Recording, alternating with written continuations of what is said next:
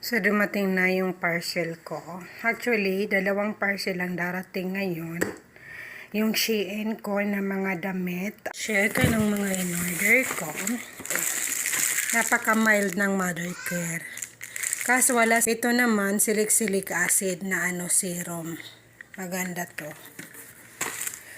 Ito naman is lip sleeping mask. Ito yung toner pads. Glycolic acid 20% na. So, order rin ako ng Revlon. Correcting glow serum. It's a Korean product also.